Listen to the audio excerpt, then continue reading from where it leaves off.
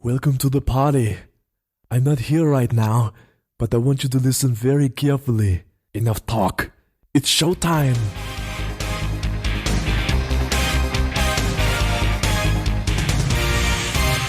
Hello and welcome to Bags of Action. My name's Steve, my co-host is Pete. Hello. For this episode, we are talking about the 2016 film Deadpool starring Ryan Reynolds. This is true. This is one of my choices. I've seen this about 3 or 4 times now, and it's a superhero film, but really not your typical superhero film at all, I would say. Yeah, because we haven't really... I don't think we've done a superhero film before at all. No. But yeah, I've seen it twice now. I saw it in the cinema, and then I rewatched it for this show, and realised how many jokes I missed in the cinema from laughing at the jokes that preceded them. Yes. And I'm sure if you've watched it that many times, there'll be other things that I've missed that you will have noticed too. Undoubtedly. There are just so many packed in there from the moment it begins. It's obscene. So, shall we just get into it? Yeah, let's do that. So this is the story of Wade Wilson, who's a mercenary who gets a fatal form of cancer, and is in his sort of heart, lungs, spleen, and his brain or something. So really he's on limited borrowed time, and he's offered an alternative, which he accepts because he's told it's a cure. It is. And what I think about this film, having watched it again, is actually the plot is very straightforward. Mm-hmm. However, the way it's presented makes it... Because I'd forgotten loads of the kind of structural stuff. Yeah. Because it jumps around in time quite a lot. It's, if anyone knows... I hope you've seen this film already if you're listening. But if you've read the comics as well, it's obviously very meta and breaks the fourth wall and stuff. But what I really liked is, even in the title sequence, there's a Green Lantern joke. And a Rob Liefeld joke. Yep, and a Ryan Reynolds joke. Yes. And it's like, this couldn't be anything other than the Deadpool movie, which... Yeah. And I haven't read that much of the comics, and I've always been a bit, I don't know about the meta and the fourth wall stuff, but now having seen it on the big screen, I've come round to it massively. I like it in the film and in some TV shows. I don't like it in my comics, so... Okay. Like you, I've not read much Deadpool at all, and even after seeing this film and liking it, slight spoiler there, but there you go. You liked it? Yeah, I'm not going to go back and start reading the comics. It's just something doesn't appeal to me. But yes, this film is packed full of jokes and digs at himself and at Green Lantern and at the superhero movie formula. Yes. At the X-Men universe, despite being set in it. At Hugh Jackman. It's yeah. Yes, there's a lot. Everybody gets on well with Hugh Jackman, obviously, and yes. We know that. So this is actually Ryan Reynolds' second outing as Deadpool. This is true, but the only one worth watching. Yes, because he appeared in was it the second Wolverine film or the first? No, the first one. Was that just called The Wolverine? No, that was the second one. The first one was called Wolverine Origins. Okay. And the second one was called The Wolverine. And the second one was, I think, the writer and director are the same people who went on to do Logan. Yes. But the first was not the same. No. Yeah, so he appeared briefly as Ryan Reynolds plays as Wade Wilson as Deadpool, and it was not the real version that he wanted it to be, and it wasn't the most true to the heart of the character, I would say. Yeah, and this definitely is. And, without beating around the bush, Ryan Reynolds was born to play this role. I think it's the best he's ever been in anything. Yeah. It is the exact opposite of Green Lantern. Absolutely, yes. He makes a joke about when he's designing his suit, he doesn't anything except green, not CGI. Yeah. There are just so many things in there. Like Ryan Reynolds didn't get this far in his acting talent when he's got a scarred face and all this sort of stuff. So he's just, or how did he get this film financed to Someone with smooth criminal, as he said. And then we go to Hugh Jackman joke and stuff. Yeah, the ongoing kind of which one of them is the world's sexiest man, which runs through the whole film. Yes, pretty much. But I think we're focusing on the humour because this film is full of lols, as they say these days. Do they? But I don't know. They do now. Okay. They do now. All right. But within this very, very funny film, there's also a ridiculous amount of very, very good action sequences. Yeah. Almost like John Woo on acid. I think so. I mean, the credits with the funny comments start with a kind of freeze frame of an action scene that you're not really sure what's going on at first until it comes back to it later on. Yeah, it's like a bullet time, almost kinetic slow-mo fight with jokes in it. It's it's almost like it's made for this show. Yeah, I think so. Yeah, the whole film is just layers. There's layers and layers, and as you see more as it goes on. So and the other thing, because it's meta, it kind of the jokes are kind of always catching up with you, or you're catching up with it, because like they turn up at the Xavier School, which is when you suddenly go, okay, this is because I don't know about you, but watching it, I wasn't sure if it was going to be standalone completely or if it would weave in more of the X universe. So it's Xavier's School and. The only two people there are Colossus and I forgot Negasonic Teenage Warhead. Yep. And you straight away think, oh god, oh no, they've done that thing where it's kind of a spin-off film and there's going to be just two characters. Yeah. And then of course they reference that fact throughout pretty much, but you do get the Blackbird. But yeah, it isn't afraid to poke fun at the film itself. Yeah, he said the studio couldn't afford more than two X-Men, eh? And he's appearing in the door looking for more of them, knowing blatantly there isn't one there. So it's just there's so many things like that. And I love his interactions with the two X-Men. The fact that Colossus is trying to get him to be a better man, whereas Negasonic Teenage Warhead is just a typical surly teenager. And he's just like, so what am I going to get? Sullen silence or sarcastic comment? Which is it? Come on. And she goes, you got me in a trap. Yes. And then later on she's tweeting and he's like, no, you finished your tweet. Don't worry about us. You're fighting. No, you carry on. Yep, good. Yeah, okay. Exactly. Yeah, I think he's like, those 140 characters are more important than the 140 characters that are about to kill us. Yeah. But yes, she's amusing. And with Colossus, who's completely made of metal.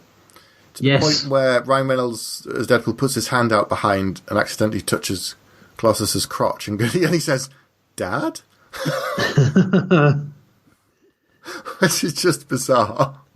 And then later on he says, your poor wife, when he realises he has a metal penis as well. That's true.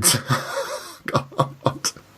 Anyway, vaguely go towards trying to describe the story. Wade Wilson is this mercenary. He used to be a soldier. Now he does odd jobs and revenge jobs, but he frequents this bar called Sister Margaret's, which is a sort of place where the mercenaries can hang out with each other and have a drink after jobs and relax. And I think that one of my favourite scenes is actually when you first sort of see him as a merc. Yeah. Because they're kind of showing. There's a big action set piece at the start, and then he's kind of flashing back to how he became Deadpool. Yeah. And he was exactly what I loved about it. He's exactly the same. His attitude isn't something new. No. Really. He's probably taken it a bit further because he's ill and it's like gallows humor, but he is already kind of like that. But the scene with the pizza when you kind of you think that he's going after the guy who's receiving the pizza, but the mark is actually the pizza delivery guy, and he is taking these kind of very, very low end mercenary jobs. Yeah, and he threatens both of them, and then just pins the pizza delivery guy to the wall, and says, "You've got to stop stalking so and so, or else." And it becomes very dangerous at that moment, and you believe that he's going to do something quite nasty to the guy if he doesn't. But then straight away it goes back into humour where he goes into the bar gets a drink with a very provocative name and has it delivered from one massive burly mercenary to the other, hoping to start a fight because they have a pool on the wall. Yes, who will die first. What could they call that? It would have been so much funnier if they'd called it something else. Yeah.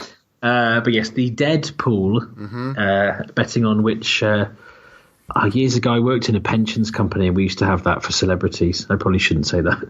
But there we are. Yes, so they have this Deadpool of which mercenary will end up dead first, and they've got various odds and they all put money on it. So he tries to win the pool by having the other one kill the other one in the bar, but they don't. He checks it with a mirror and goes, "No, he's still alive. No." Yeah. And the barman, I can't remember the name of the character. You might. I'll think of it in a minute. But it's played by T.J. Miller. However, when I saw it in the cinema, until the last about 20 minutes, I thought Ryan Reynolds was playing both parts. Weasel, that's his character. Yeah, I thought that was also Ryan Reynolds with a prosthetic and a wig and false teeth. I see. And I thought, and then I realised that I was completely wrong. But there's a great moment here. He meets Vanessa, played by Morena Baccarin from Firefly, of course. Yes. And other things. Who's very much his equal. You know, they both square off against Fat Gandalf.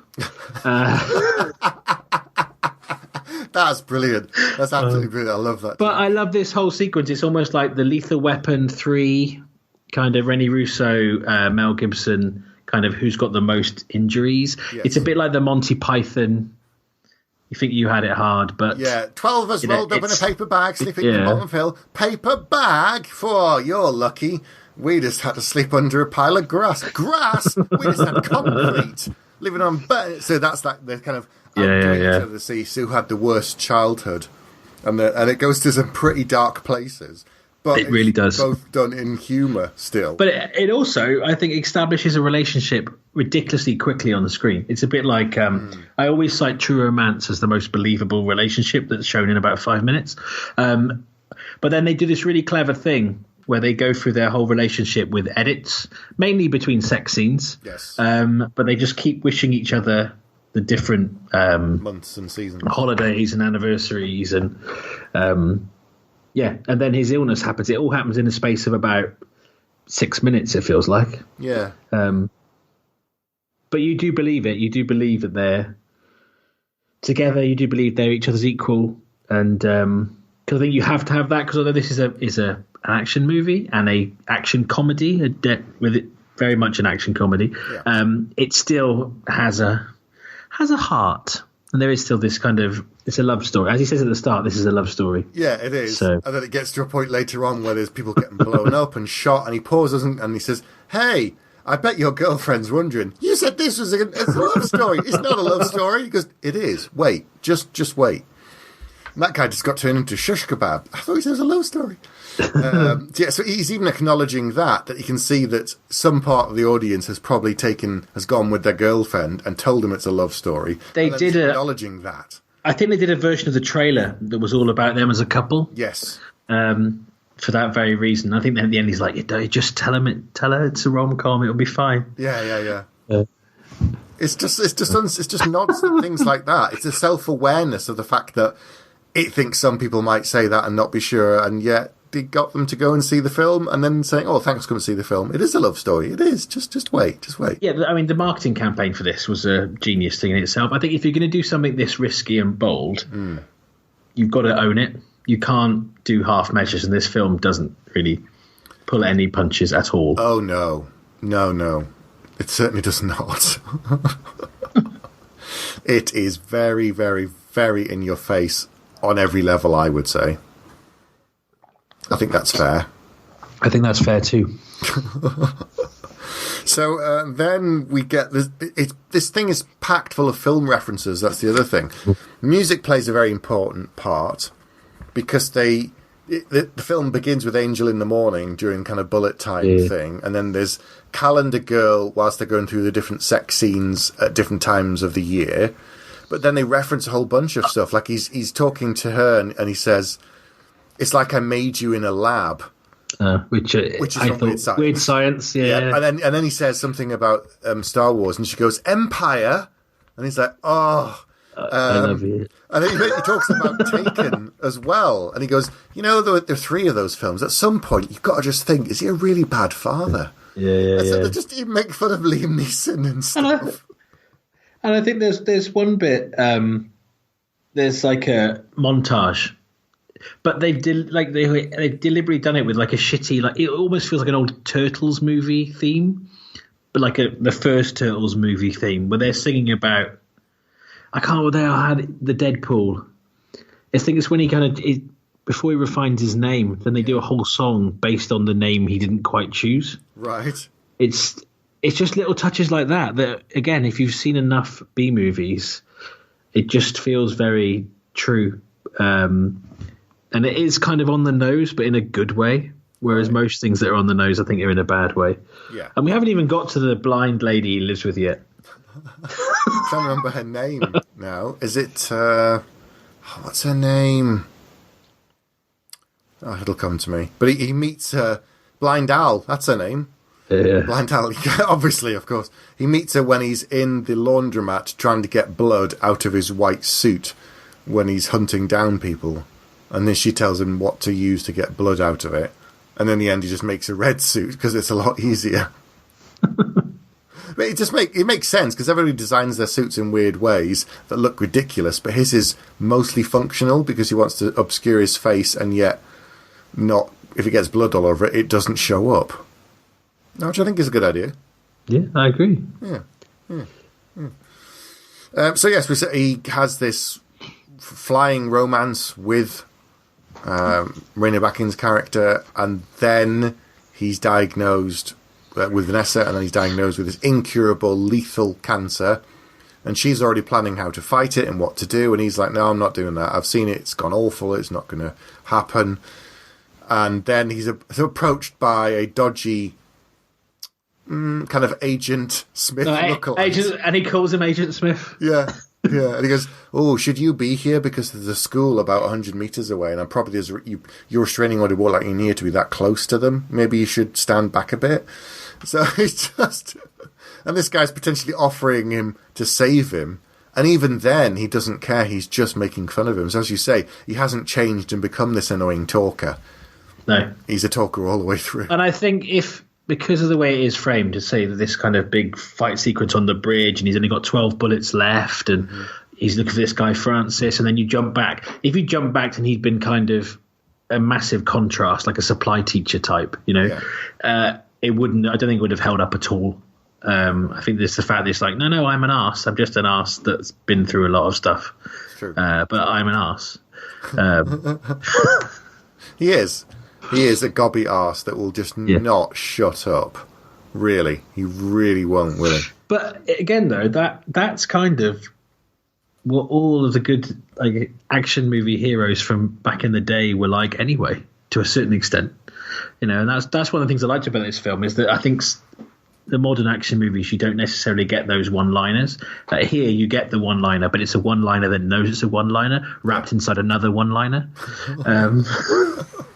He breaks the fourth wall, and then he breaks the fourth wall, and this fourth wall. He goes, is that like a ninth wall thing? It's just insane. It's just all these constant things. There's other film jokes in there. Like he talks about the X-Men films and says, McAvoy or Stewart, who's the best? And that bit where he cuts off his own hand, he goes, did you see 127 hours? Oh, if you didn't, look away now. So it's just constant stuff, barrage. But I think it massively knows its audience, which is a very kind of pop culture literate crowd. Mm-hmm. I was chatting to someone today just about film in general, and he went, do you know what the best film I've seen in the last 10 years was? Deadpool. Wow. It was great. And I was like, oh, okay. So, yeah, I think I've never heard anyone say anything bad about this film, I don't think. No. I think you either didn't want to see it or you did want to see it. And if you did see it, I went into it with a little bit of, I think it feels like a joke that's going to be stretched too far. Yeah. And then I think within 10 minutes of watching it in the cinema, I was just grinning. I think I grinned probably from the start to the end. You've known me long enough to know that just grinning at all is quite an achievement. But to do that for 90 minutes. Yeah, I didn't go and see this at the cinema because I was not interested in it. I was like, no, I don't like the character. I don't like the comics. It's going to annoy me. We need a new feature called Cynical Steve. Yep. I just thought it's just going to annoy me, and I don't it's a one trick joke in the comics. It's a one joke character. I just don't like it, and I didn't see it. And then my friend said, "You just watch it. Just trust me." I was like, "No." He said, "Look, shut up. Watch it." All right. And I laughed non-stop the first time I saw it. I did miss a load of jokes of that first time. Any film that makes a joke about how Limp Bizkit fucked music over in the 90s deserves all the credits. I think so. So he goes for this miracle cure, and he's then found out that it's not a miracle cure. Well, it isn't as much as they're going to cure him of his cancer, but to do that, they're going to torture him in an attempt to activate his X gene. And another thing I really like, I mean, the sequence of the torture is actually quite long, considering the film moves at such a pace. They linger on this, but I think it's quite cleverly done because at the start it's like Francis, the running joke of like, where's Francis? And it's like, okay, well, this, he obviously doesn't like this guy called Francis. But then this sequence plays out and you're like, yeah, okay, I don't like him either. Can we just kill him? And then you're rooting for him.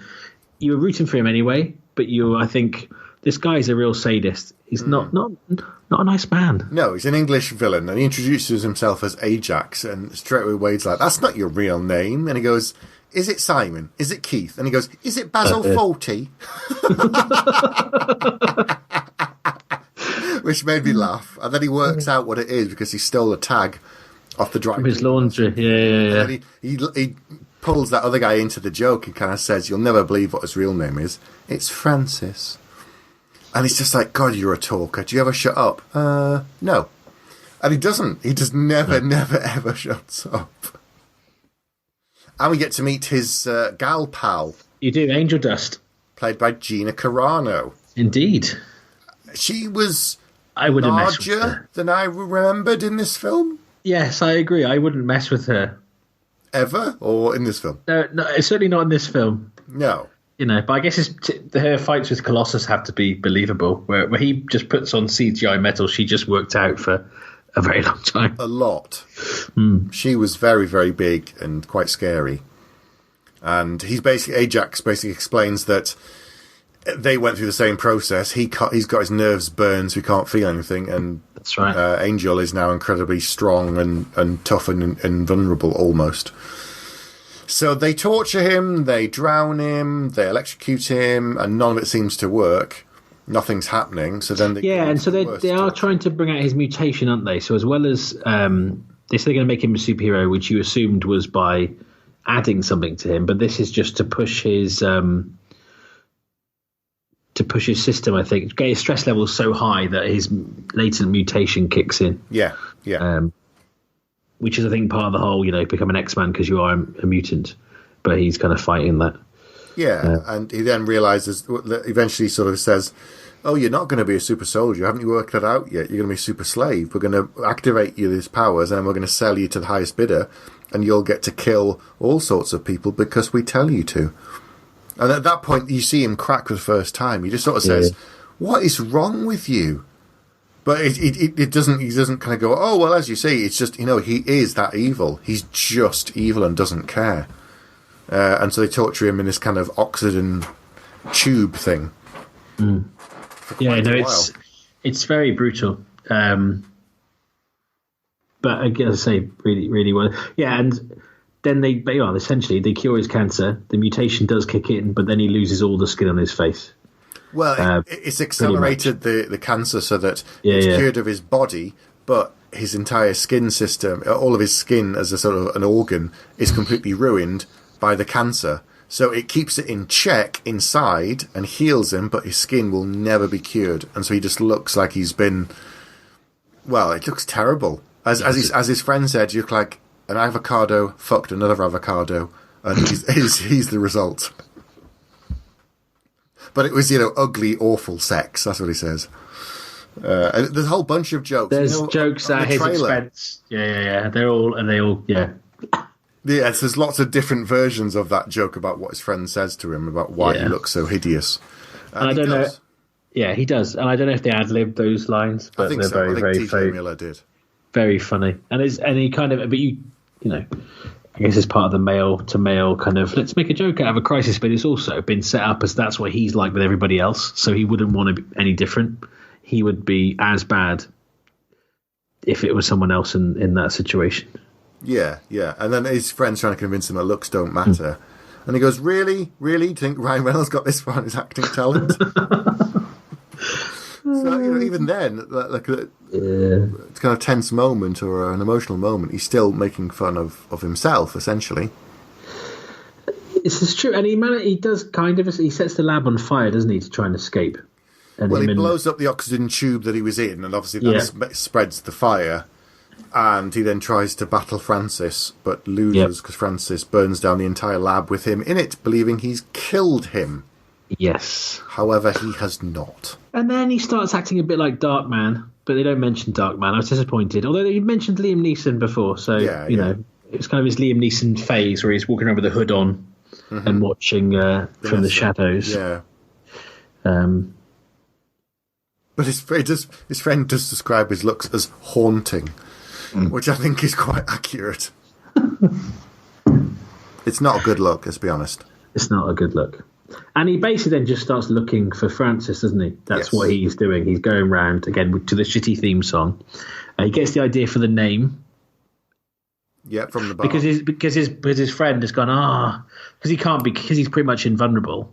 He's like, I'm never going to win the Deadpool now, because he had him, didn't he? He had Wade.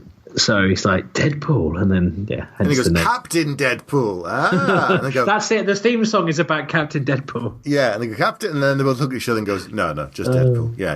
Okay, just Deadpool. Yeah, Captain Deadpool. And then he finds Agent Smith. Yes. But even this bit, it's funny because he sort of says, he looks at the camera and says, oh, you won't want to look at this bit, and moves the camera away physically, and then you just hear the noises of what he's doing to Agent Smith. That all sound quite unpleasant in order to get the information on where to find Francis.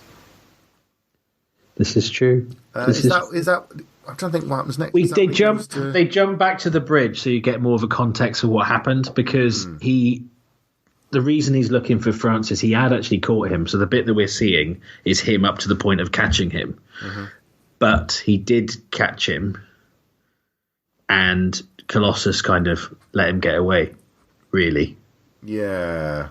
He goes. Well, he's about to kill Francis. He's nailed him to the edge of the bridge with a sword, I believe. Yes, he has. Yes, after killing a whole bunch of people. But Colossus gets in the way, and Negasonic Teenage Warhead is there, not really doing a lot. Just kind of lurking. At this point, she does more later on, but at this point I think she's just kind of stood around. And Francis gets away, unfortunately. Yes. And we haven't mentioned the taxi driver. Yes, Dopinder. Because the first time you see him is when going to the bridge, isn't it? And he's left his guns behind, which is why he has to use the sword. But he's giving him relationship advice. Yes, another love story, you see, of true love, that he loves this woman, but she doesn't seem to love him. She prefers someone else. And he's saying, well, you've got to try and prove to this woman and embrace this and do this, that and the other. And the next time we see him, we find out, he said, she still wasn't into me, so I did something to him. What did you do? Oh, he's in the boot. And Colossus isn't happy at the idea. No, not at all. And he's like, and he's like, oh, it's terrible. And he looks to Pinder and to Cameron, like, well done, I'm proud of you. He goes, you mustn't do that. It's a terrible thing. Kill him. I don't want you to do anything. That's not what I was talking about. Bury him in a bog. It's just giving this split advice to what he thinks he should say and what he's actually telling him to do. But yes, you said Dopinder has quite an active role in the film, I would say. He does. He does. They call for him for the final battle as well. They do, and he still leaves his guns behind. Yeah. Never mind. But and you get. I didn't think I'd ever see Stan Lee in a strip club. No, Stan Lee is in fact the DJ announcer in the strip club, and he says, "Now coming up, chastity or something." I mean, they even mention at one point, he says, "Oh, this film is this, that, and the other," and there's a blatant cameo. So, he's acknowledging it earlier on that it's going to be Stan. Oh, man. Stan Lee. Indeed. Excelsior. So, the stripper wasn't called that, to be honest. That is true. It's, yeah, I mean, at least he avoided any kind of Kirby jokes or... yes. Anything like that. I don't think I don't think Stan would have signed up for that. No. But they get this far into the film, and they're still kind of adding characters. So they say that the blind lady he's hired her as well as being his housemate. Yes, she makes him IKEA furniture. That's right. It's their hobby. yeah. She can't see anything, so she makes it, and then she sits down. It just falls apart, which is much good. Yeah, I can relate to that. Is that you with the bit of DIY, Pete? Pretty much. But I don't have any excuses at all. You're not blind. I'm not blind. I'm just incompetent. Okay. That's fair enough. It's good of you to acknowledge that. If everyone was practical, there wouldn't be anything for the practical people to do. So when something needs fixing in your house, does your wife say, "Get a real man in," or a proper man? Yeah, she does it herself. And I'm about the ideas. I'll have the idea of maybe what piece of furniture we should get. Right. And then that's me done, pretty much. Okay. You make the tea while she builds it. There has been... I fell asleep once while she was painting our bedroom. That's not good. And it wasn't the paint fumes. It was just you asleep. It was just... we've all got a place in the world. Mine is not doing practical things around the house. Yes, Anyway. We should say that Francis knows who's after him, knows that he's alive. He manages to escape. In order to get any leverage on Wade, he goes after the one thing that he still cares about, which is his girlfriend, Vanessa.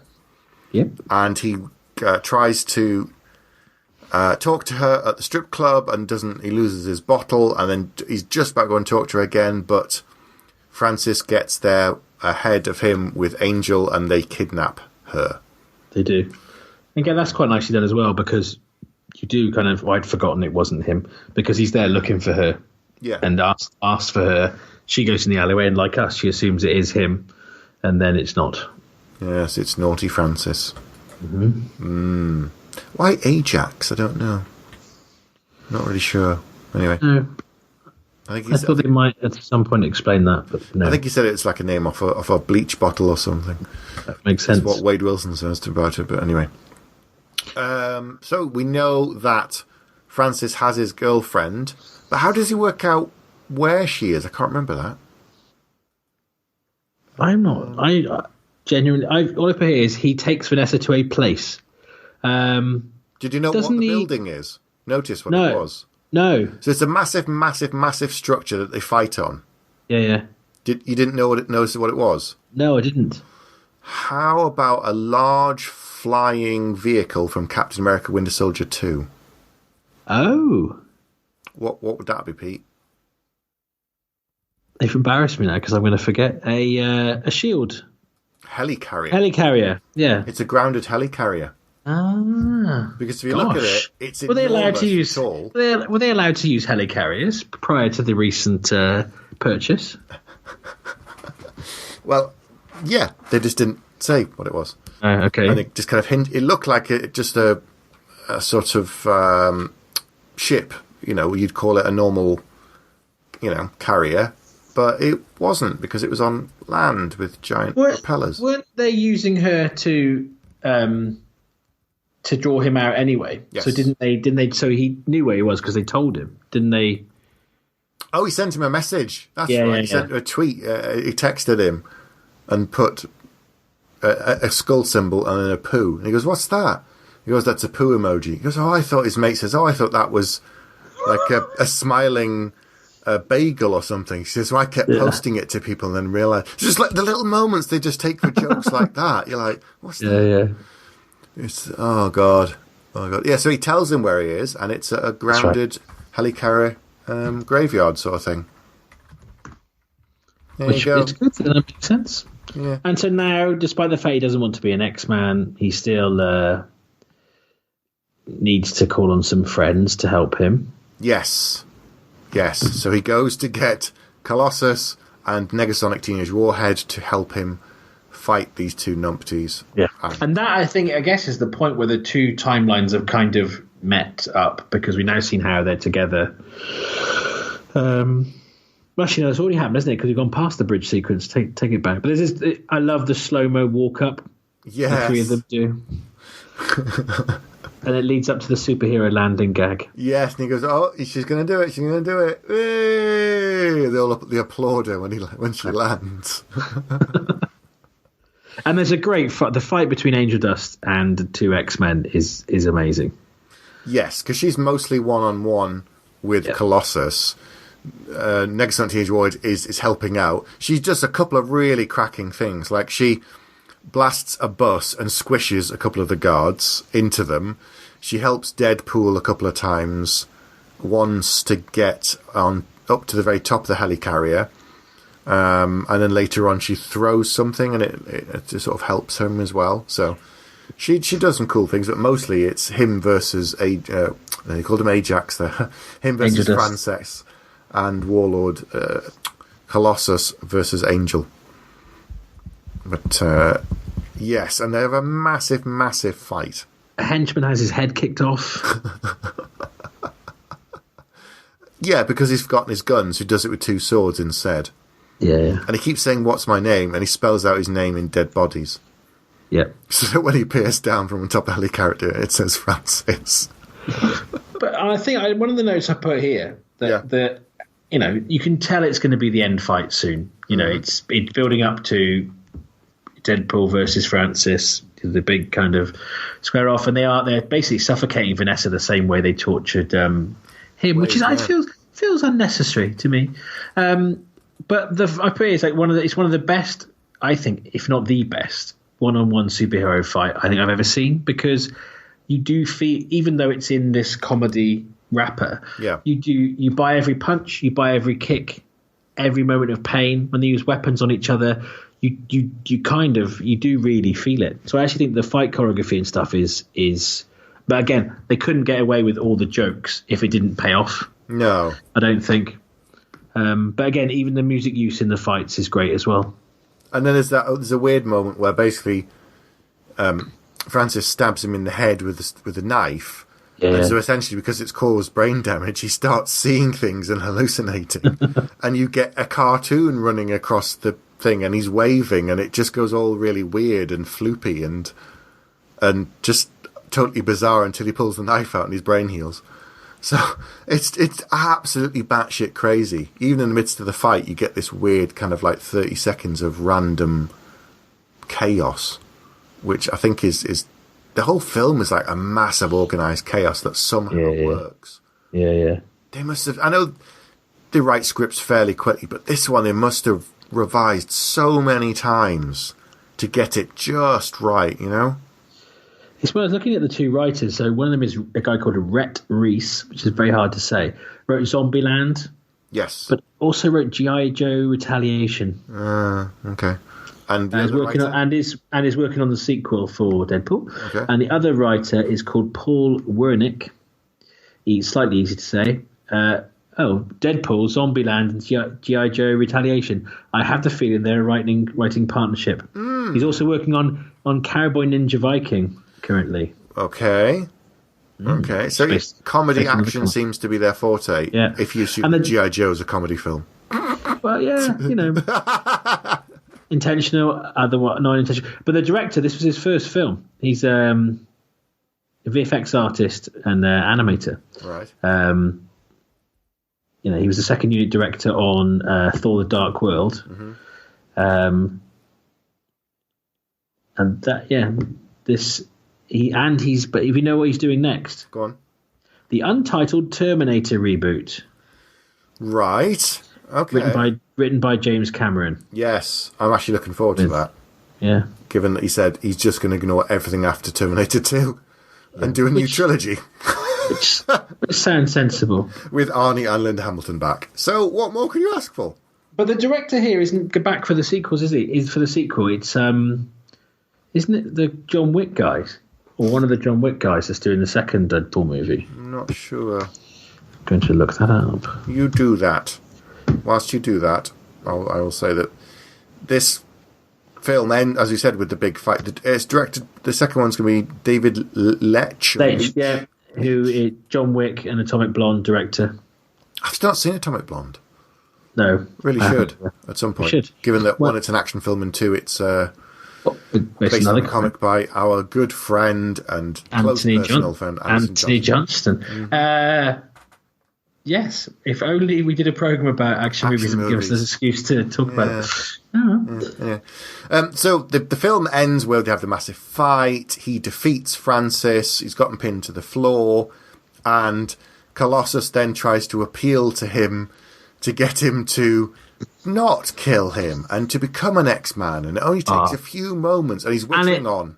Is the perfect Marvel movie speech that you'd get, which makes you kind of clutch your chest, and it's all very earnest. Mm-hmm. But the reaction's not quite the same here. Yeah, Deadpool shoots him in the head and goes, "Well, you were going on a bit, and yeah, come on, that's not me, not today. Maybe another day, but not today." Yeah, so he kills Francis and shoots him in the head, which I think is fair, given what he did to him. Exactly. Yeah, and what he did to the one he loved. Yeah, and he goes, heal that. And I love the bit where he takes off the mask.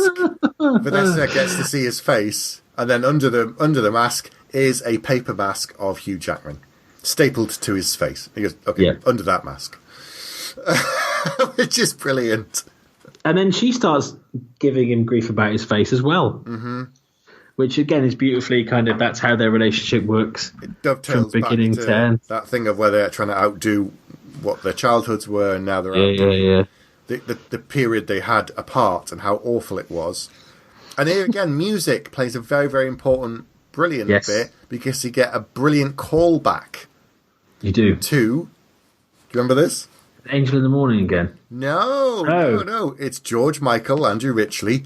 Oh, Wham, yes. Because it's not, it is. Wham, it's when they earned the exclamation point. It's Wham! And he says he'll play that at I'd one forgotten point. that. He does. He holds up the phone and plays it. Yeah, I'd forgotten that. Mm-hmm. It's brilliant. It's not Wham, it's Wham! Oh, God. Then again, fifth time around, I just laughed. I laughed and laughed and laughed. Because there's too much for you to memorize everything. Yeah. And you can just still soak it up and just find things to chuckle at. Or the fact that he knew one of the guys that he was fighting against. Oh, yeah. And he just goes, "Oh, how you doing? How are the kids?" Yeah. And so he doesn't kill him. I think he just kind of knocks him out and then uses him to spell out Francis in the bodies, but he hasn't actually killed him. So, and he's like, "Oh, it's funny how things turn out." Yeah. And just punches him. So, just things like that you miss the first time around. It's unbelievable. Yeah. I agree. God, we've rowed through that. Yeah. I think it's that kind of film, though. Yeah. We have missed a ton of stuff. We've missed things like when he's killed the guys at the beginning on the road, and he goes, "Oh, these were all just here when I got there," and the bloke falls off the sign that's been splattered into it. He goes, "Yeah, him too. He was there before." And when he gets shot in the ass. Yes. Because he was Rear of the Year, wasn't he, Ryan Reynolds, I think? Yeah. So even that, well, everything's a joke. But everything. Everything. Yeah. Oh. Unbelievable film, and just absolutely insane, and so much fun to watch. Yes. Right. I concur. Shall we do some scores? Yes, let's. You're a funny guy. Enough with the yakety yak. What is your score? I'm ready to go first, Pete. Okay, well, as it was your choice, I think that's fair. Feel free. Okay. There are so many jokes in this film. All the ones we've talked about, and there's lots of other ones we have not touched on that I'd pick up the next time around, I'm sure. Basil Fawlty. Just the stuff with Dopinder and Bantu, who's his rival, fighting for this woman, the love story. This, it's basically, as you said, at its core, it's a very simple revenge story on this guy for what he's promised, and it doesn't turn out to be that. The thing where he says he's going to cure him, and you find right out at the end of the film that there is no cure. And that was like the final nail in the coffin that probably made him sure that he was going to kill Francis and not save him. The action is brilliant. The music is brilliant. The callbacks in both things, in scenes, and the music they use over and over. It progresses really well. It does jump around and it does break the fourth wall lots of times, but that didn't bother me in this film. In other films, it probably annoy the crap out of me. But everything seems to work. There's nothing that made me go, oh, I didn't like that bit, or no, that was a bit too much. The whole film is over the top. If you don't like the film in the first 5 minutes, you're not going to like the rest of it. You may as well turn it off. And I just thought it was cracking from start to finish. So there's nothing that I can fault it for. So therefore, I'm going to have to give it 5 bags. Nice. I've added a bag while talking about this film, which has happened before. So, yeah, a very straight-up plot, but done in such a clever way that it holds your interest from beginning to end. I think the characterization was impeccable. Like I say, I think in terms of everyone was perfectly cast. Yeah, I don't know. I haven't laughed at a film this much from start to end, possibly ever. Even comedies, out-and-out comedies. It's true, because they're not every single minute there's a joke, whereas this, there is. But equally, because some of those jokes can get in the way of a story or of a... What I really like about it is you pick it apart and you go, it is hilariously funny, but it does still tell a full story, and you do still go through an emotional journey with a character. That's very, very, very hard to do. Yeah. Again, Ryan Reynolds was never... This is a career-defining role for him, I think. And yeah, it's a superhero movie linked to shared universes, which you wouldn't think would be an out-and-out action film, but actually, it's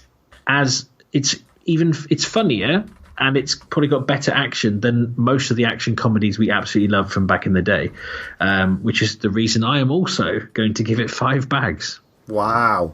You know because what? I can't imagine not wanting to sit and watch it again at any point. Yeah.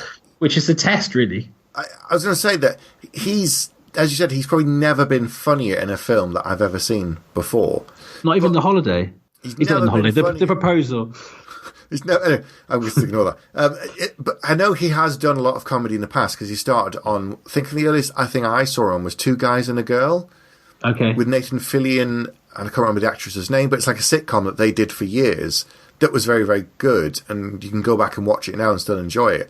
But I've never really thought of him as a comedic actor, as it were, because I've seen him in lots of things and he's done a bit of comedy, but this is straight out and out proved that he's got fantastic timing and he can make fun of himself. And I'm going to compare him to someone there again I never thought was that funny, and that's until I saw him in the right film, and that's Ryan Gosling. Okay. He's got incredible if you watch him in The Nice Guys, he's so funny. Yeah. He's got incredible comedic timing, and everything he does in that is perfect. And there again, in this, Ryan Reynolds, it works so well. And yet they've both done serious roles that we've seen. Yeah, I think it's that because years ago they used to always say that the best actors are comedians. If you're a really good comedian, like Robin Williams, if you're a really good comedian, when you come to acting, you're even better than. But I think maybe the same is in reverse with like Ryan Gosling. It's actually if you're a really good actor, you can still. Ryan Reynolds was also in the X-Files original series. Really? Playing Jay DeBoom. I don't remember that. Probably in an episode that I can't pronounce from 1996. Okay. I'll take your word for it. Wow. So, yeah, we've both given it 5. We have. Oof. That's not happened for a little while. Long time ago. Yeah. Right. Yes, thank you for listening, if indeed you still are. Good night. Good night. You have been listening to Bags of Action. No bullshit. You'd better stick around for the next episode, because if you're lying, I'll be back.